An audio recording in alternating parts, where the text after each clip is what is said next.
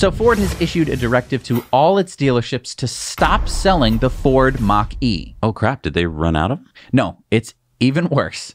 There is a problem with all Mach-E's produced at Quachitan factory between May 27th, 2020, which is pretty much when they started, and May 24th, 2022. So what's the problem? Ford said this: in the affected vehicles, it is possible that the high voltage battery main contactors may overheat, which can result in an open contactor or a welding condition. Should the contactors weld closed while driving, a powertrain malfunction warning light will be illuminated on the next drive cycle, along with a no start condition. If the contactors open while driving, a powertrain malfunction warning light will be illuminated. The vehicle will display "Stop safely now" in the instrument panel cluster, and the vehicle will experience an immediate loss of motive power. The vehicle will coast to a stop, and all 12-volt systems, including power brakes and steering, will remain functional. Whoa. So what's a contactor again, and why would it weld? Okay, so if you've ever turned on a light switch and you hear that clicking sound, that is a small contactor, little contactor to turn on the lights. In a EV, you have probably a 400-volt battery or something really big with a lot of power that needs to go through it. And so you have a contactor, which basically makes an electrical connection. Okay, it's and a then switch. Can disconnect it. It's a big switch. Okay. And so Ford, when they made the Mach-E, for some reason, put in a contactor that will maybe burn out. It's either going to weld together and stay stuck, which means that you can't turn off your car. I mean, you can put it in park and you could walk away from it, but it's still going to be like powered up, ready to go. Wait, that's dangerous if you need to work on the car. Which, like, if there's a problem with the main contactor, maybe you need to do some work on. So yeah, that's a little dangerous.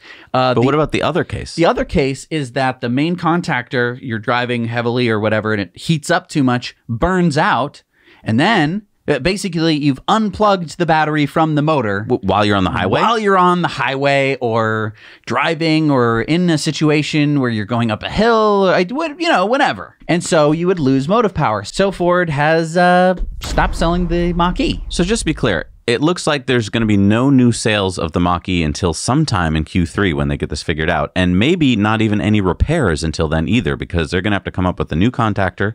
They're going to have to get that part, which is hard with the supply problem right now. And they're going to have to bring all of these Mach-E's back to the dealerships to get them fixed. And I think a lot of the dealerships don't know how to do this. Well, so let's be clear. Most of the Mach-E's that you see driving around haven't had their contactors fizzle out yet. It's good that they figured this out, right? And that it's not just something that happened to all of them at once. They didn't figure it out. It happened to owners. It happened to owners who then had a car that stopped working. Oh, my God.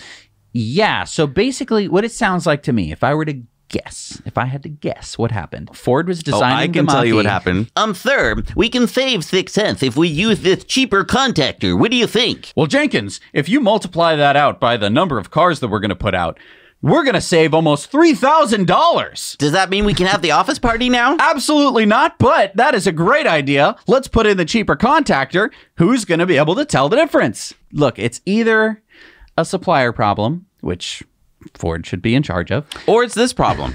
Oh, let me just do the calculations here on how many amps we've got. I mean, I think if we put in the exact right size contactor, that should do the trick. It basically, it sounds like Ford screwed up. They put in the wrong thing.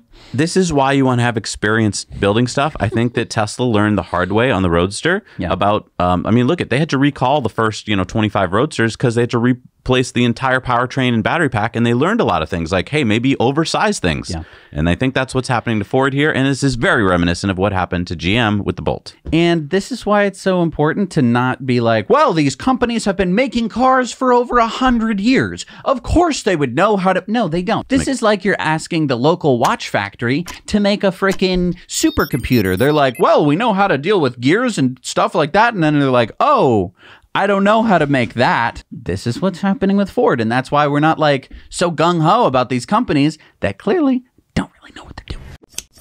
Hey everybody, thanks so much for watching Now You Know Clips. You can watch full episodes of Tesla Time News on Tuesdays and in-depths on Fridays. Just click the link down below and head over to the Now You Know channel.